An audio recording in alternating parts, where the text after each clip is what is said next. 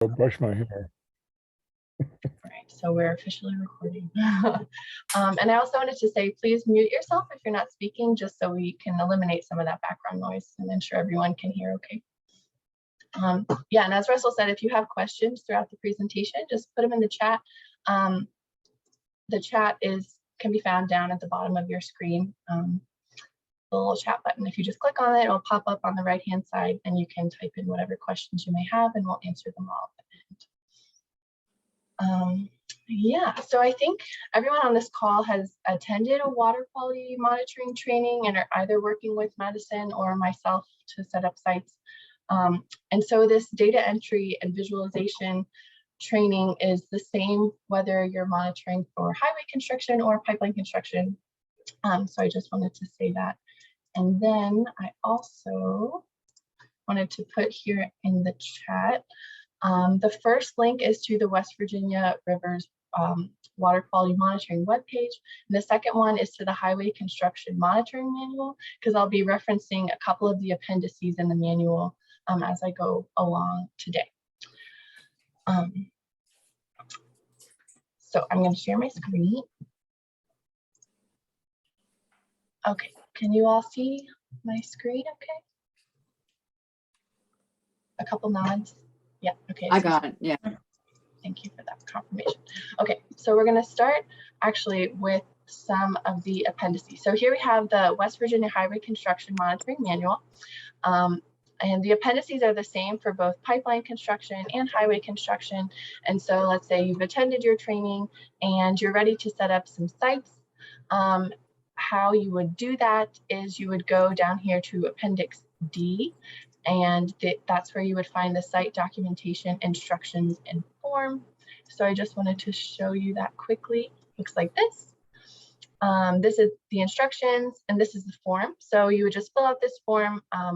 Most importantly is the latitude and longitude of your site with the directions on how to get there, descriptions of the site, basically enough information. So if someone who is from outside your regular monitoring group were to read this page, they could correctly identify and go to your site and know where you take your water sample from at that site. So you would fill out this form and you would send it to Jake, as Madison mentioned before, and then he would set up your sites in the CitSci database and assign each of your sites a site ID code.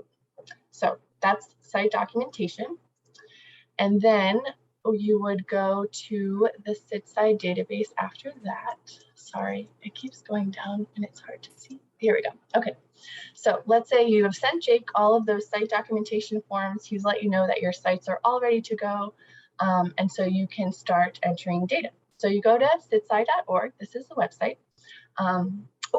Quickly, actually, before this, again, in the manual, we come back over to the manual and we go to the appendices and you look at Appendix B. There is a how to use the CitSci online database little instruction guide. So let me show you what that looks like. That's Appendix C. This is Appendix B. So this is a really helpful reference. So I'm going to be going through most of the things on this two-pager reference today.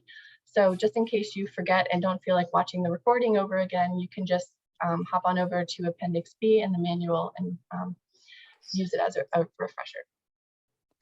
Okay, so navigating back to the CitSci website. Okay, so we use CitSci to hold all of our data, and they are usually really useful, although sometimes they're working through some bugs in their database. So you'll see a couple of those as I go along. But you navigate to this website, and if you haven't set up an account yet, then that's the first thing you would do. So you would come to this little sign up button right here, and you would enter information for all of these fields, including a username and password that you would use to log in every time you're ready to enter data. And we recommend that with each monitoring team that you share a login if possible. So it's totally up to whatever's most convenient for your monitoring group, but that's kind of one of the recommendations that we have. So anyone who's in the monitoring group can log in and see all the data from that monitoring team. So after you were to fill out all these fields, you would sign up click this little sign up button, and you would get an email verification. You would verify it, and then you would have your login. So then next time you come to CitSci, you would come on over here to the login, and you would use your username and password to log in. And so you can see that I'm using Autumn's profile today. And so this is what it would look like when you first log in.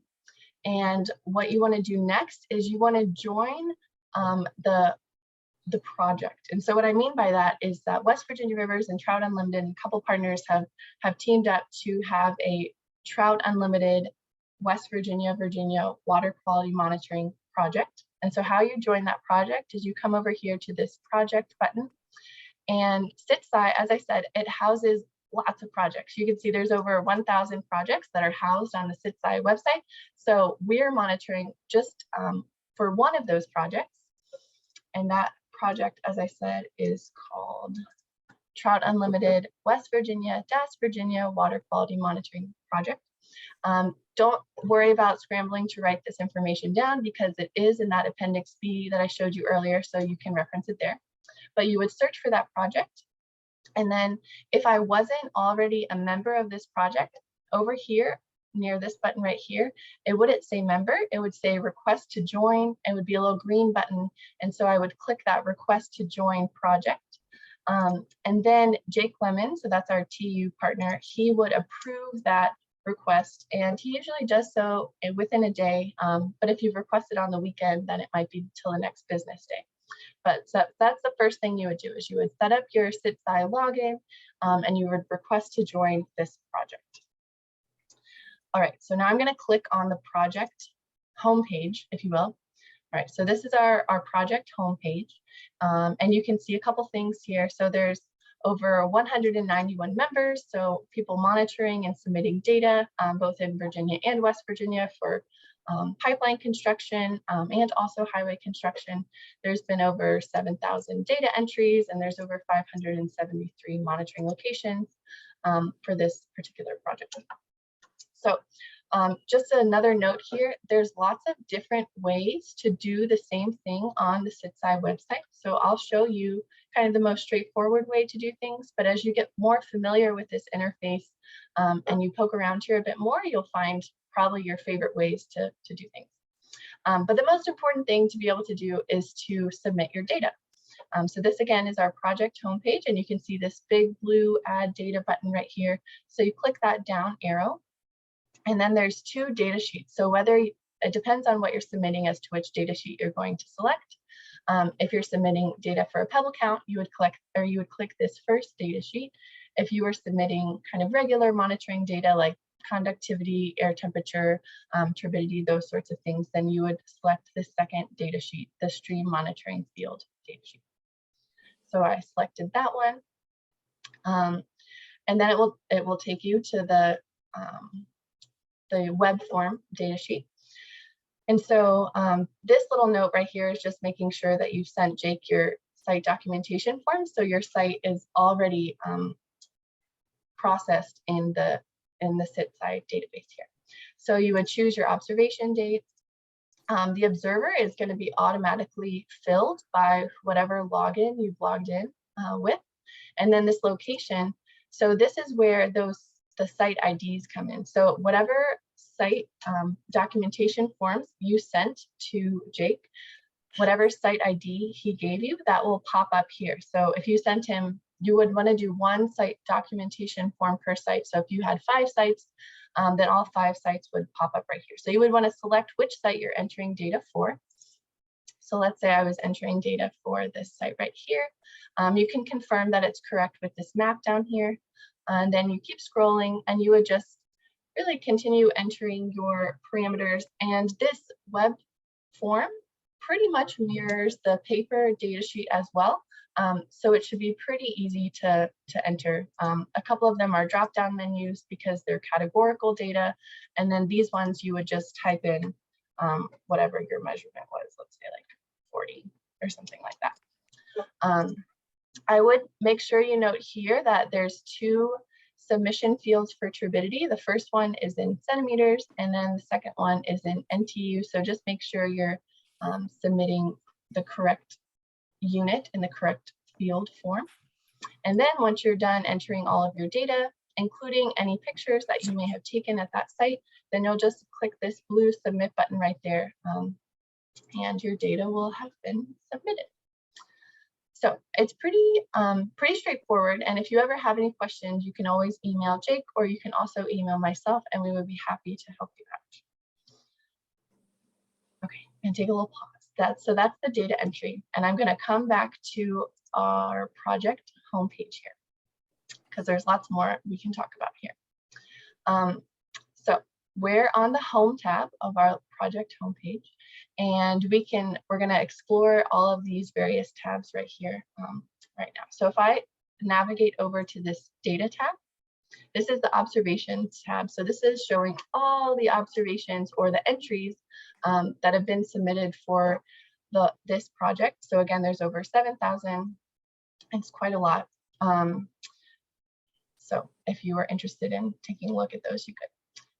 And then if you come on over here to the map has a couple kinks, including starting way over there, but that's okay. So the map shows our monitoring sites for people all over the state and into Virginia, and a couple up in Pennsylvania as well. And I think they're still working on some of the functionality of the map. So for example, let's say this was my site. It appears that you could click the Add Data tab, but it doesn't actually do anything, and neither does this More Details tab. So really the map is helpful if you were trying to get an idea if there were people monitoring near your site, but otherwise than that, CitSci still has a little bit of debugging to do on this map function right here. If you go to locations, so this is going to be all of the sites that are being monitored under this project. And so this is one way that using this location subtab is one way that you could edit a data entry. Let's say that you meant to type in 40 NTU and you typed in 30 or something like that, and you realized that the day after you submitted your data and you want to go back and you want to edit your entry. So one way you can do that is by coming to this locations tab, and you would search for your site. So this is, let's say, whoops, that's not the right one. You would, yeah, here we go. So you would search for the site that you're trying to edit data for, and then you would click on this view button right there. So this is this particular site. So you have it up in the Google Maps up there. And then this is showing you all of the data entries for that site. So for this one, there's only been 3, and the latest one was back in 2017. So let's say it's been 7 years, but I remembered back in 2015 that I submitted the turbidity measurement wrong. So I would come over here to this view option, and you can see up in the top corner here, this yellow edit button. You would click on this yellow edit button, and that way you could edit some of the data that you had submitted. Let's say you submitted it incorrectly. Actually, there wasn't a turbidity measurement with this particular submission, but let's say I incorrectly entered the water temperature or something like that. That's where you could come to fix it, and then you would click save. But I don't really need to edit this, so I'm just going to go back to observation. All right, so that is one way that you can edit a previous entry if for some reason that you entered it incorrectly. So you were on our data tab here, and we were looking at location. Okay, if you come over here to download, you can download all of the data, which I would not recommend, but if you really wanted to, you could do that. It would be a very large Excel spreadsheet. But there are much better ways as an individual monitoring group to just view your data. So I'm going to talk about that in a little bit as well. If you scroll over here to this members tab, this will show you all of the members. So those 191 other monitors across the various states that are monitoring, if you were curious about that. This resources tab is helpful because it has various resources like for example, here, the Pebble Count data sheet, landowner permission form, that site documentation form I talked about. And most of these are still for the pipeline construction, but the highway construction manual, for example, will be uploaded to this resource tab in the next couple weeks if you were searching for it there. Coming over to this forum, this is where you can ask all of the other members of this group, all the monitors, questions. So Claire posted a question back in March, and she was talking about how basically the data visualization tools aren't available yet for CitSci because they were working on them for a while, but now they've come out with a couple. And she was saying without these data visualization tools, it's really hard to spot anomalous data. But luckily, they have now come out with some data visualization tools that I'm about to show you. So, so I should actually reply to her question and let her know that these have come out. So how we can view our data is, one way we can view our data is coming over to this analysis tool. Okay, so this is a drop down of all of the sites, how many is it? 573. So I'm just going to show you one example, but you could kind of scroll through and find your site. And I'll also show you another way to do that as well. So this site is on the North Fork of the Roanoke River, which is a site in Virginia that's along the Mountain Valley Pipeline route. And so you can see that we're just looking at air temperature right now, but this group has been monitoring 2017 till 2022 and been monitoring pretty regularly, which is great.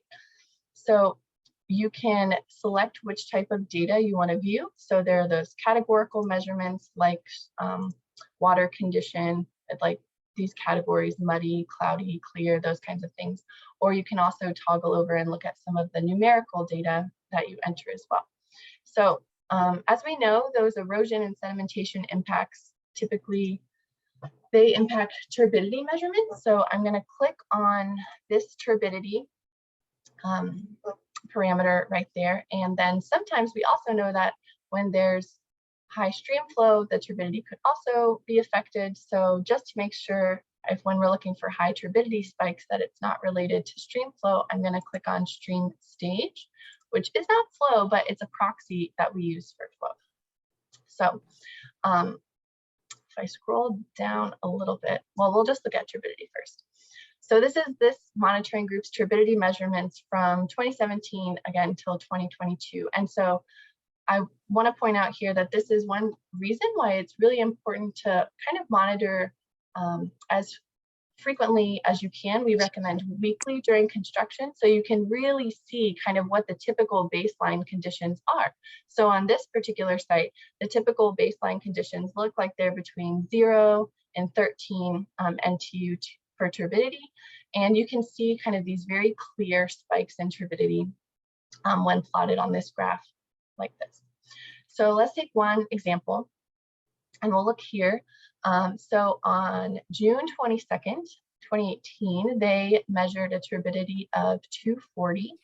And so it's possible that that was due to potential construction impacts, but we do again want to cross-reference that with the stage, which is a proxy for flow. So we're looking for June 22nd, 2018. So here we are at June 22nd, 2018, and it looks like that particular stage at that monitoring event was pretty in line with kind of their baseline stage measurements. So it's possible that this high turbidity measurement was due to construction impacts. So if you see something like a very high turbidity measurement when you're out monitoring, what we would recommend doing is first taking pictures to document the high turbidity in the stream, and then also do a little bit of sleuthing to try to see if you can determine what the source of the sediment is to the stream.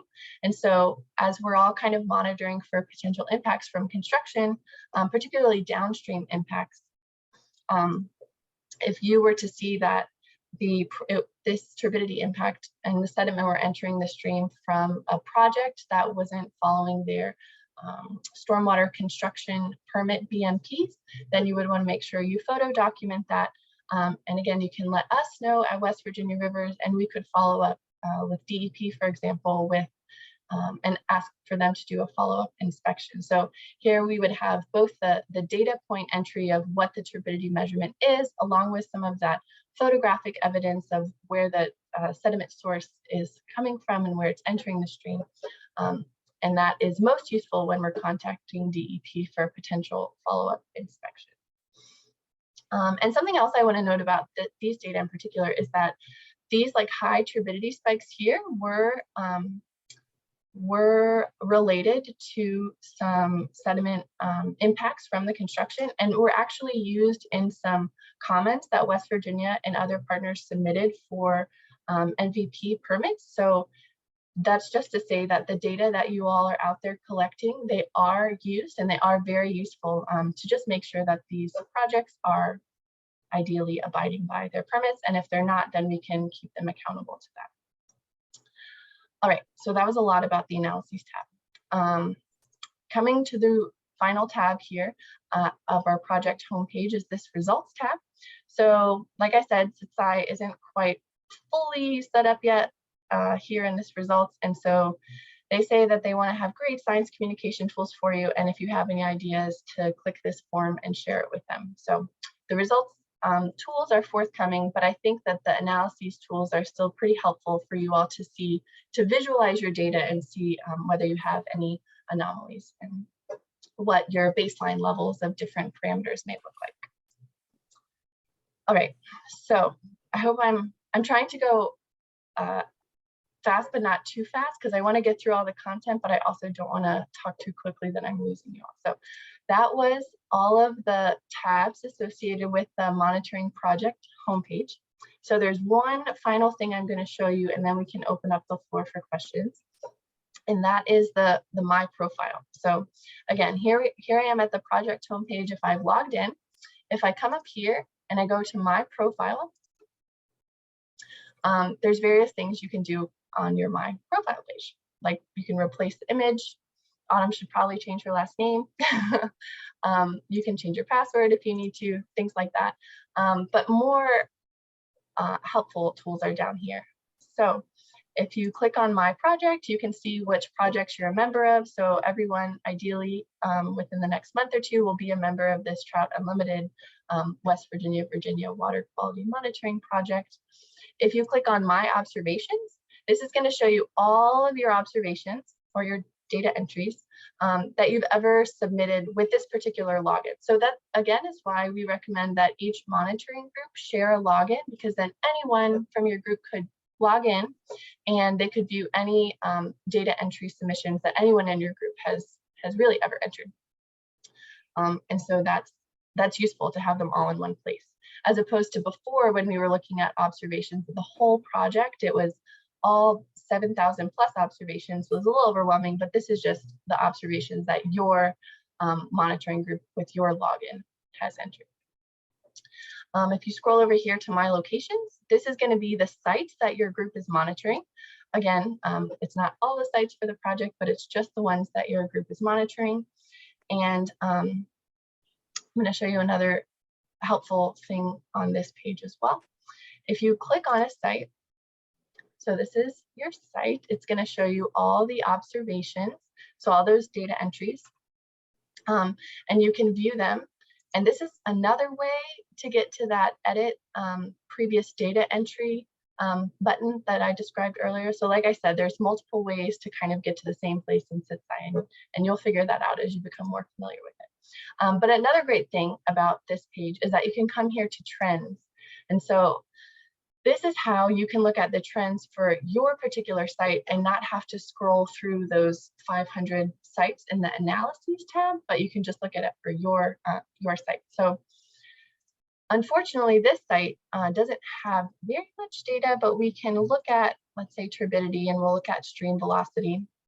And there's only 2 data points here for both of these. But this, let's say that you had collected more data points than 2, then you would be able to see the trend over time for the various parameters that you've entered. And again, this is another good example comparing this particular site's data to the previous site's data we looked at. Is the more frequently you monitor, the better kind of baseline data you'll have to know when something is a bit off. It's difficult to tell here with just these 2 data points, for example.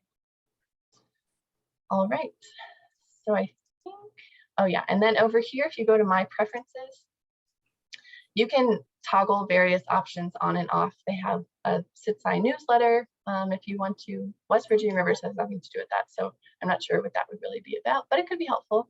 And then I think something notable here is this, the option that they say is coming soon.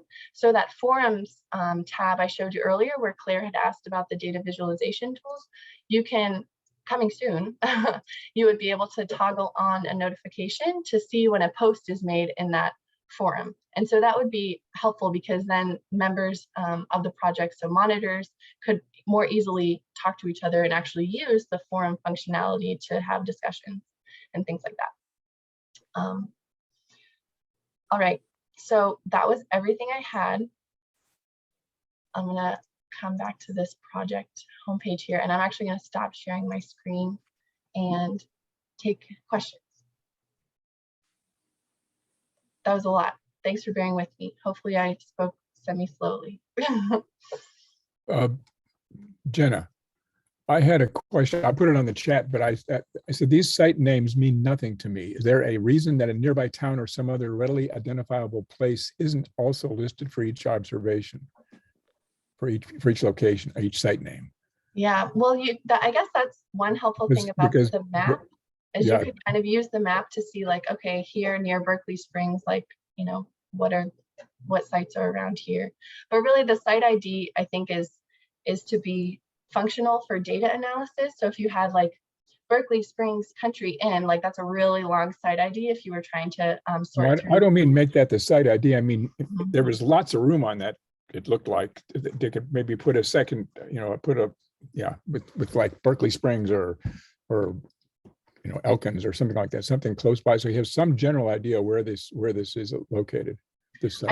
I can bring that up. I think Jake is the one who's done just a thought. I mean, because looking at that, you'd have to look through, you'd have to pick one and then look at the map and to see where it was, and it just seemed like a lot of work in a way. Well, that's why it's also helpful to go through the My Profile. If you go to the locations under My Profile, it's only your sites, so then you don't have to look through everybody else's sites. Well, I'd be interested in looking at some other sites just for the heck of it, you know. Okay. Yeah, I can bring that up as a suggestion about site ID nomenclature and see what the response is.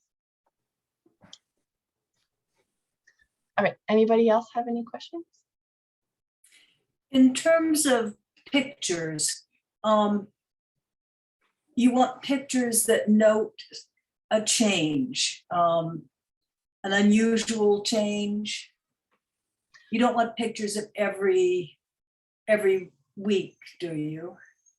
I would say it's up to whatever the capacities of the monitors. I would say like regular pictures every time you monitor is helpful to see, just like kind of morphological changes in that stream over time at that particular site. So I would encourage you to take just a couple of pictures. There's only room to upload 4 pictures, so don't go crazy and take like 20 pictures, but maybe just a couple. But then we also have the West Virginia StreamWatch app. For that would be what you would want to use if you were reporting something that seemed like out of the ordinary. And I can put the information for that in the chat. And when you talk about trying to track down the source, in our case, there's a highway construction, and it may become more difficult to drive up to the actual construction. At least one of the roads, they're closing it down. Another one's going to be, at this point, we can see each of the sites, or most of the sites, quite well. So if we saw, say, more turbidity, we might drive to the site and see what's changed or different there. Yeah, I would say if you could go upstream a little bit and see like where is that more sediment laden water entering the stream, and is that kind of coming like downhill from the construction site. So you don't need to necessarily be at the construction site to document that it's coming Okay. downhill from the construction site. And there's a question in the chat from Mimi. If group shares a login when scanning data, is it clear which member entered the data? That's a good question, Mimi. My understanding is that you would not be able to tell, but I can follow up with you on that. Jenna, is there a note option, just like a general note area on the online form? Like a comments area? Yeah, like where someone could just, if they wanted to, could put their name. I think so, actually. Ooh, yes, there is. The comments area is right under the map. I can share my screen and show you also, because it actually is kind of easy to miss. So let me do that real quick.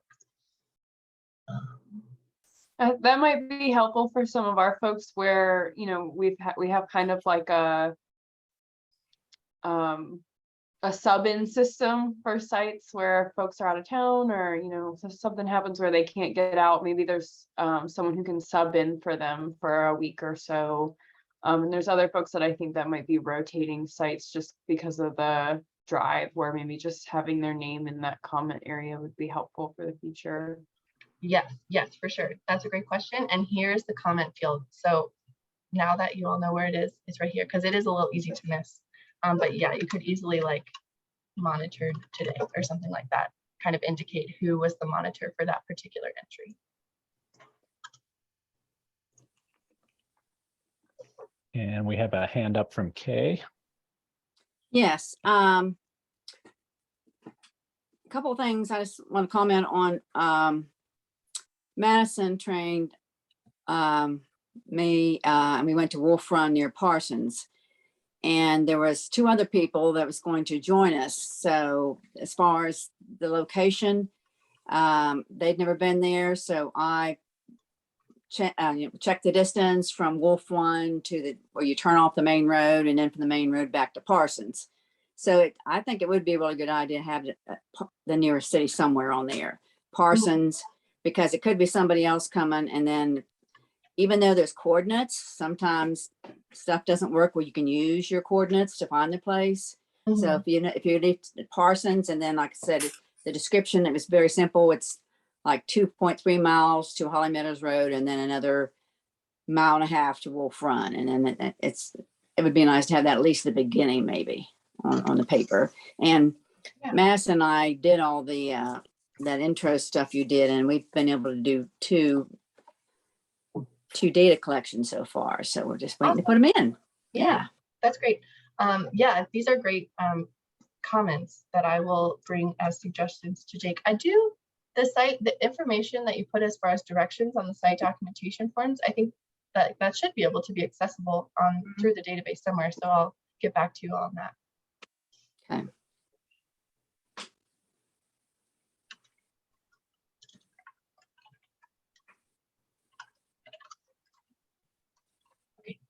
Any other questions?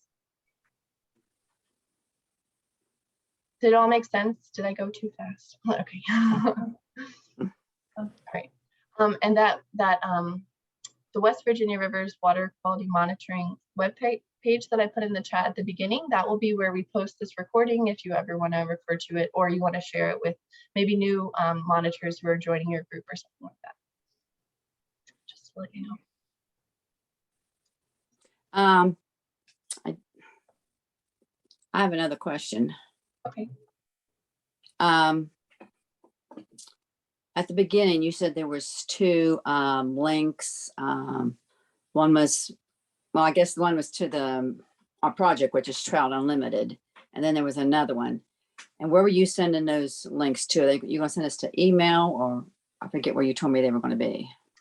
I could send the links out via email after, if that's helpful. I think you're referring, let's see, I just put it in the chat again, but one of them is Yes, just that's one of them. Yeah. the West Virginia Rivers Water Quality Monitoring page. So that's where we have like all of our manuals. And then the other one is just a direct link to the PDF of the highway construction manual. So I would suggest like everybody save the highway construction manual so you can reference those appendices. And then I can also send it out after this training as an email attachment, so you'll have it multiple ways. That would be good, because it's, yeah, Yeah, thanks. happy to do that.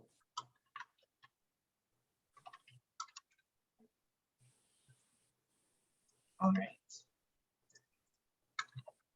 Okay, no, any other questions? Oh, I have a comment about the photos. Someone was asking something, and this is what Mass and I did. First time we were there, we took pictures from all directions and, walked up. And then when I was just there Saturday, of course, from the rain, turbidity was up and stuff. So since it was up, I took pictures again. So it wouldn't hurt to take a couple pictures maybe each time, or one picture or something as you go, especially if there's a change, right? I would recommend it. Really, the more data, the better, right? So if you're already at the site and you have an iPhone or a camera or whatever you have, you might as well shoot a couple pictures to be able to show that change over time. And also, it's helpful if people were to come in and view your data entry later. Like, yes, the numbers are helpful, but also pictures give you a lot of qualitative information about that entry. So I would recommend taking a few pictures each time. Okay. Russell, do you have any? You're nodding very strongly. Do you have any follow-up about the pictures? Just the recommendation has been to kind of, if it's close up, showing impacts, to also kind of get the full context by kind of backing up from the scene so that, folks can fully understand the site, if that's helpful. But. Yeah, for sure. That's a great point.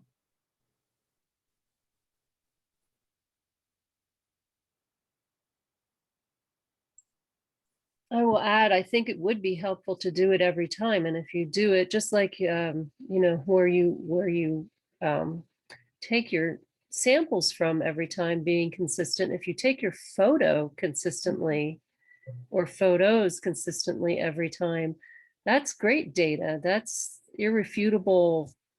Look. Yeah. And there's the same tree and there's the same rock. And so if that's possible, I think it's smart. Agreed. That's coming from Susan. Were you a lawyer or aren't you a lawyer? I'm a litigation paralegal. So coming from a litigation paralegal. yeah. Yeah, and I just want to offer a thank you to Rivers and to everybody else involved, and Trout Unlimited, to put this together so that we could utilize and train everybody that's on both the pipeline and highway construction projects. We really appreciate all the time and energy that y'all are putting into it and assisting us to get up to speed and hopefully protect some of our water. So thank you. Yeah, well, yeah, right back at you, because it wouldn't be a successful program without people willing to participate and monitor. So thank you all too. One of the things that Manchin got in the climate bill was to continue the West Virginia pipeline. So I don't know if that's the site that's been monitored in the past, but it may be a new one. Yeah, there's been a lot of Mountain Valley pipeline mining. Russell can speak to that much more than I can. Yeah, I was just going to say, we had a training here in Newport a couple weeks back. It was phenomenal. Most of you have probably been through the training. I haven't met everybody here, but if you are interested in, I don't want to volunteer Jenna for anything either, but if you're interested in hosting something, I am available to help support that too, to help schedule it, coordinate that.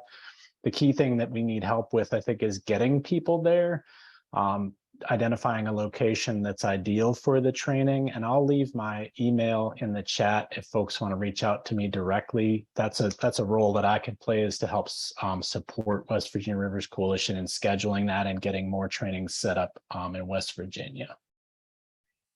Yeah, thanks, Russell.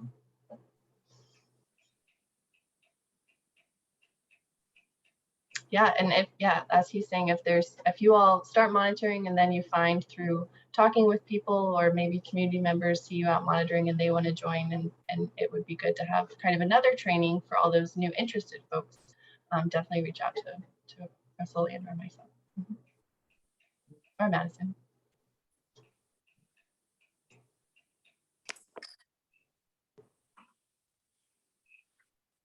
All right. Any other final thoughts or comments or questions? Thanks, Jenna. I really Thank you, appreciate this was helpful. Thanks.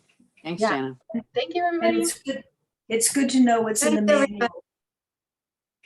Oh, I'm sorry. I didn't mean to cut you off. It's good to know that the information is in the manual so that we have that sort of reminder as we start doing data entry. Yeah, it's really just kind of like step by step there, little reminders. So now you've seen it once. What do they say? You practice something like 500 times and then it becomes secondhand or something. So over time, it'll get easier. All right, well, thank you, everyone, and have a good rest of your evening. Appreciate you taking the time to be here. Thank you. Jenna. Thank you. Thank you.